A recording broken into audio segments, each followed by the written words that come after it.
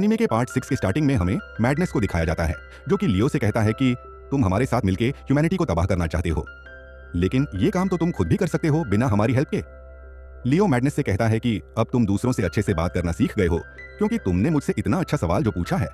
Madness लियो से कहता है कि बात को घुमाने की कोशिश मत करो और मुझे ये बताओ कि तुमने अभी तक ह्यूमंस को खत्म क्यों नहीं किया। लेकिन लियो मैडनेस से ऐसे बातें कर रहा होता जैसे उससे कुछ पता ही नहीं।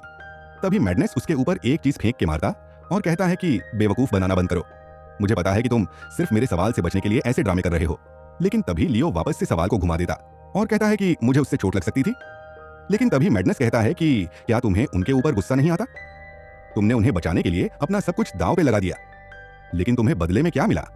उन्होंने तुम्हें दफा कर दिया। लेकिन सच तो यह है कि तुम कभी भी नहीं चाहते थे कि वो लोग मर जाएं, लेकिन मैं तो ऐसा ही चाहता था। मैं उनका मरा हुआ चेहरा देखना चाहता था।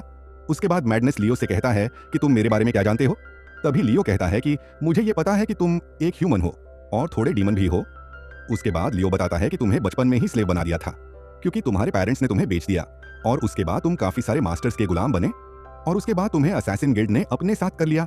मैडनेस कहता है एक असैसिन होना अच्छा होता या नहीं मुझे नहीं पता, लेकिन मैं किसी तरीके से जिंदा बचा रहा, और अगर मैं जिंदा हूं तो फिर ह्यूमंस को मरना होगा। यही कारण है कि मैंने डीमन आर्मी का साथ दिया।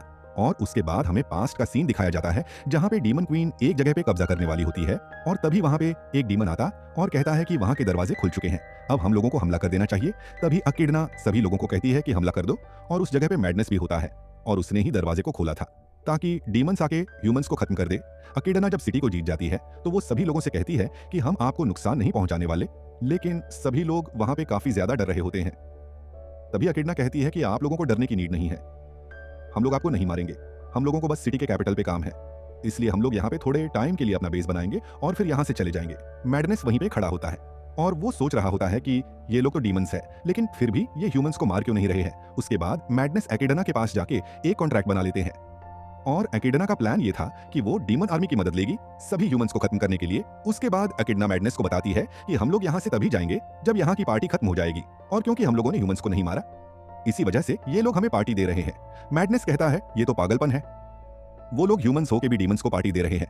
अगले सीन में हमें दिखाया जाता है कि सेलिब्रेशन शुरू हो जाता है और सभी लोग काफी ज्यादा खुश लग रहे होते हैं, लेकिन एक पर्सन को छोड़ के जो कि था मैडनेस। तभी मैडनेस कहता है कि मैं सोने जा रहा हूं क्योंकि मुझे काफी ज्यादा थकान हो रही है। लेकिन मैडनेस मन में सोचता है कि मुझे कुछ भी करके डीमन आर्मी के हाथों पूरी ह्यूमैनिटी को खत्म करवाना होगा, और उसी के बाद वो 4 जनरल में से एक बन गया।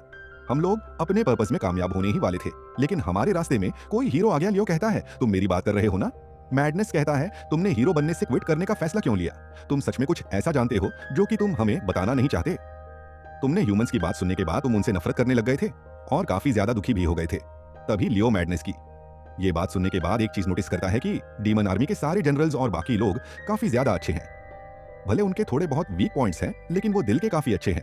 वही अगर हम लोग मैडनेस की बात करें तो वो ह्यूमैनिटी से नफरत करता है, और इसलिए उसने सोचा कि मैं भी ह्यूमैनिटी से नफरत करता हूं और उनसे धोखा खाने के बाद मैं दुखी हूं। इसलिए मैडनेस मेरे दुख को समझा और उसने इस बात को फील किया, क्योंकि उसके साथ भी ऐसा ही हुआ था। उसके बाद मैडनेस रोते हुए कहता है कि वो सारी चीजें मैडनेस को बता दे।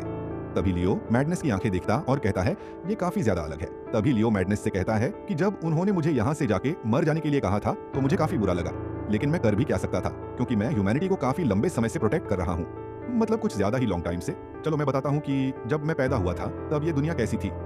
उस टाइम इंडस्ट्रियलाइजेशन का समय चल रहा था और सभी जगह पे मॉडर्न टेक्नोलॉजी यूज होती थी, और मैं तुम्हें ये सारी चीजें मैजिक के आम कामों में यूज होने से पहले की बात बता रहा हूँ। और जहाँ पे इस टाइम कैपिटल है वहाँ पे एक टोक्यो नाम का शहर हुआ करता था। हमारी पहुंच स्पेस तक पहुंच चुकी थी और अर्थ को एक इनविजिबल कम्युनिकेशन नेटवर्क ने कवर कर रखा था, और लोगों के बीच में थोड़ी बहुत कॉन्फ्लिक्ट्स तो हुआ करती थी, लेकिन ज्यादातर टाइम वहाँ पे पीस हुआ करता। उस टाइम की दुनिया इस टाइम की दुनिया से काफी ज्यादा अलग हुआ करती थी। लेकिन एक दिन टोक्यो के बीच से काफी सारे मॉन्स्टर्स निकलने लगे और हम लोग ने उन्हें डीमंस कहना शुरू कर दिया। वो बिल्कुल अकिडना की आर्मी की तरह ही थे और उन्हें उनकी काली दुनिया पसंद नहीं थी, और इसी वजह से वो इस दुनिया में आए थे। और ह्यूमंस उस टाइम भी काफी ज्यादा कमजोर हुआ करते थे, बिल्कुल इस टाइम के लोगों की तरह, लेकिन फिर भी वो ब्रेवली से डीमंस से लड़ते थे।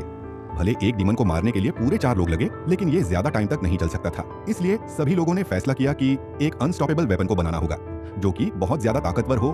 उसके बाद उस वेपन को बनाने के लिए एक लैब के अंदर काफी सारे ह्यूमंस और डीमंस के साथ में एक्सपेरिमेंट किया गया, और क्योंकि अगर हमें एक डीमन को हराना है तो हमें खुद भी एक डीमन बनना होगा, और उसी के बाद मुझको बनाया गया।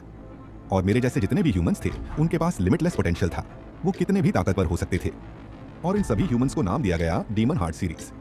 और ऐसे 12 ह्यूमंस थे, लेकिन आखिरी में सिर्फ एक ही डीमन हार्ट बच पाया, जो कि मैं था।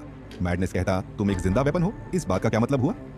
लियो कहता है, जैसे ही वो पैदा हुआ था वैसे वो एक हीरो बन चुका था और सारे हीरोज को ह्यूमैनिटी को बचाने के लिए बनाया गया था और सभी लोग लड़ के मर जाते थे, लेकिन लियो को इसीलिए बनाया गया था ताकि वो लॉन्ग टाइम तक जिंदा रह सके और लोगों को बचाता रहे। लियो के जैसे और भी डीमन हार्ट थे, लेकिन वो अलग अलग बैटल्स के अंदर लड़ते लड़ते मर गए और आखिरी में सिर्फ लियो ही बच पाया।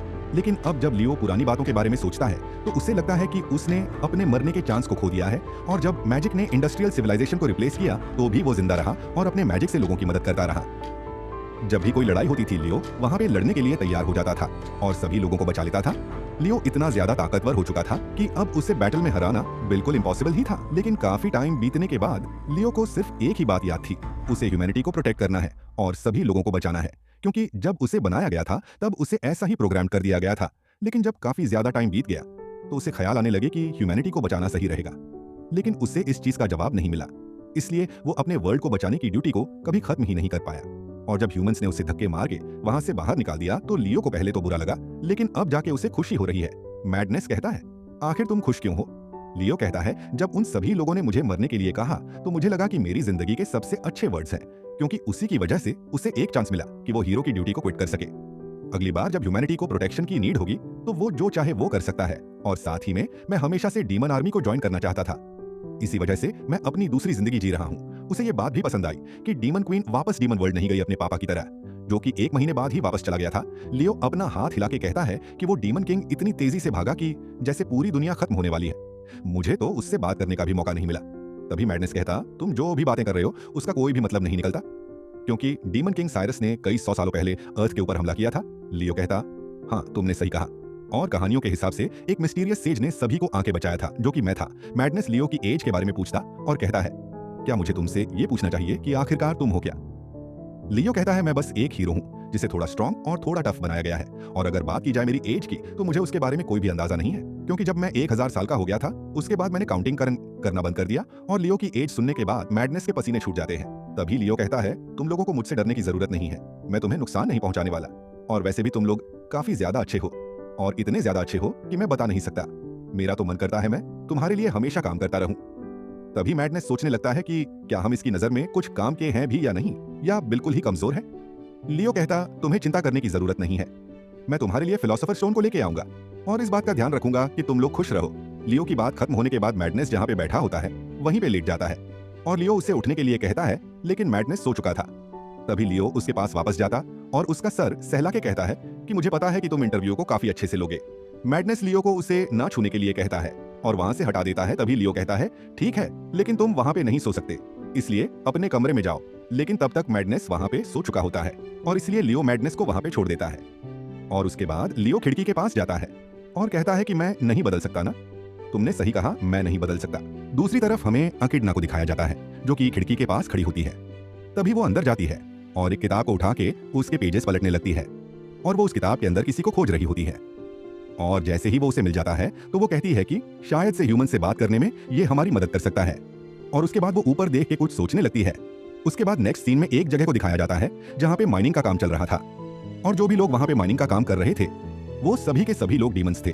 तभी उनमें से एक को एक हाथ दिखाई देता है, जो कि एक रोबोट का हाथ था।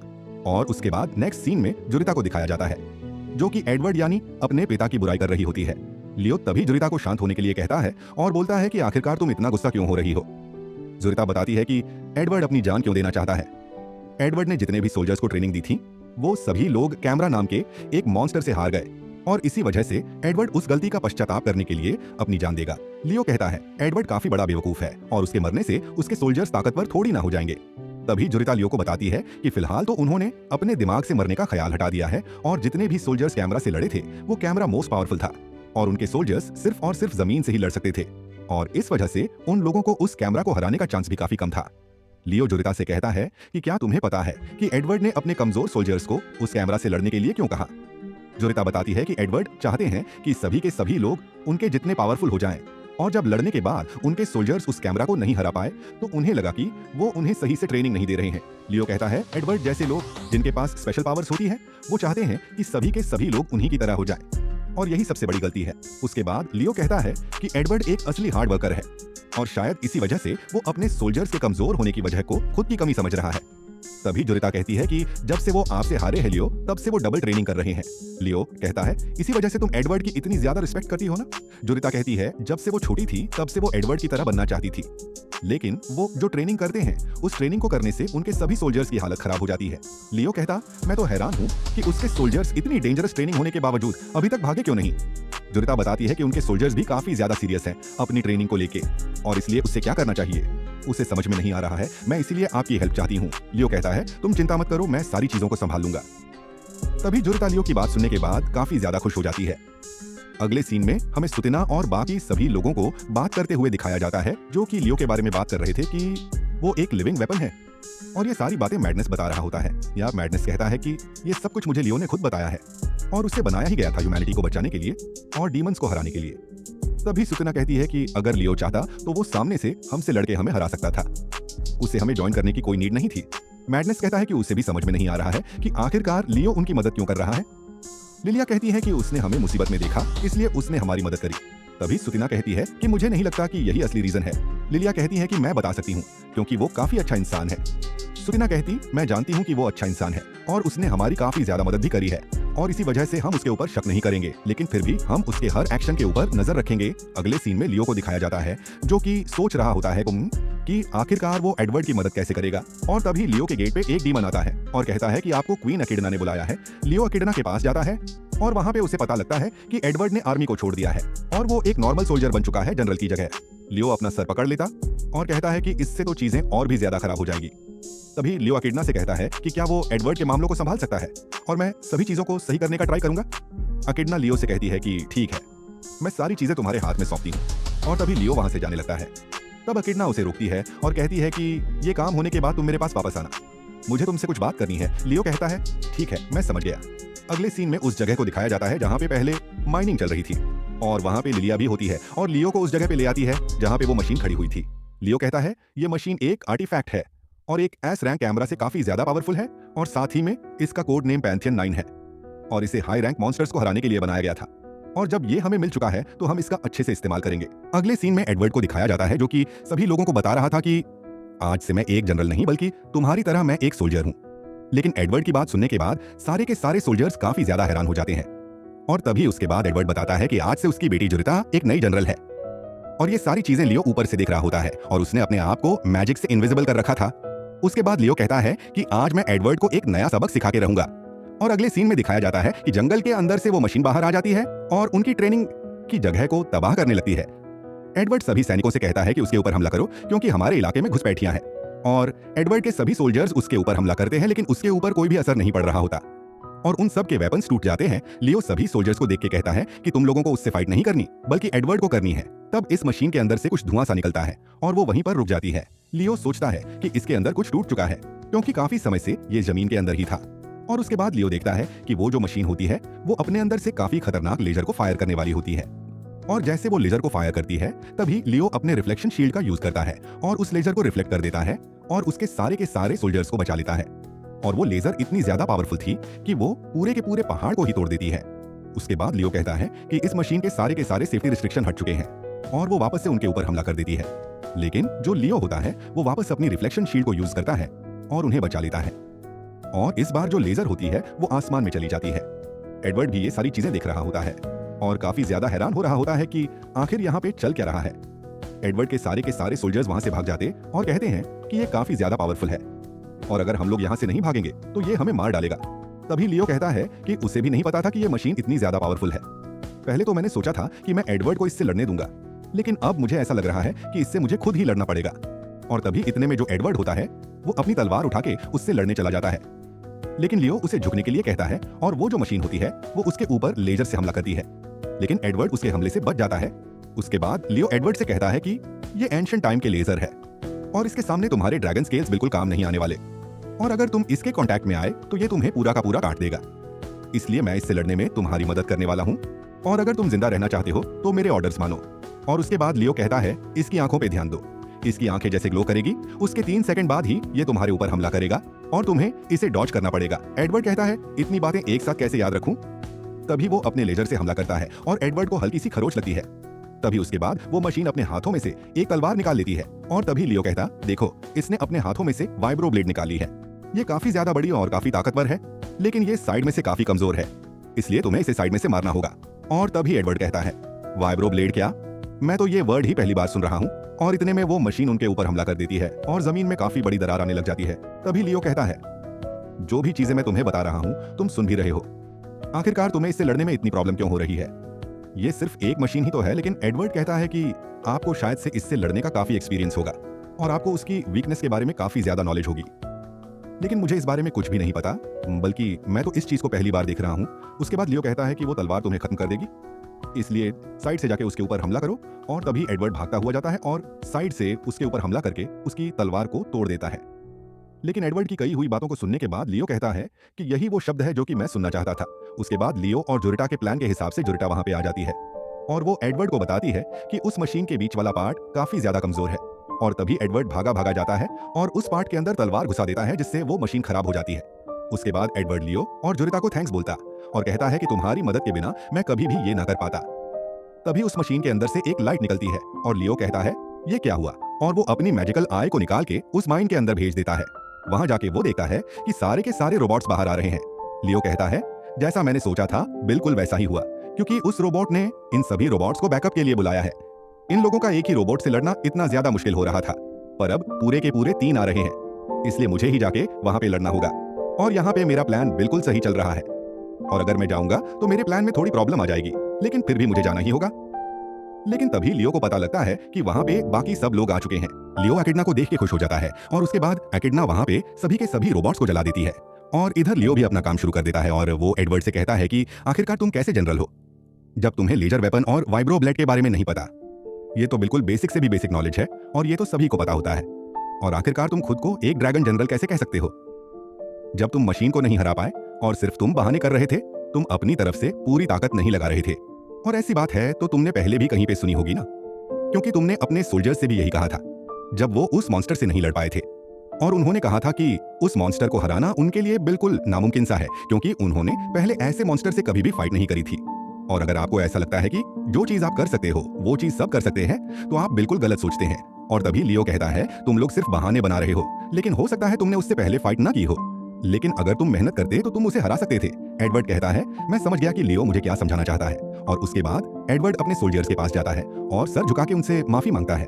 उसके सोल्जर्स कहते हैं, प्लीज सर आप हमारे सामने सर मत झुकाइए, अगर आप अपना सर ऊंचा रखेंगे तो वो हमारे लिए और भी ज्यादा इंस्पायरिंग होगा। और हमें पता है कि आप कितने ज्यादा पावरफुल हैं।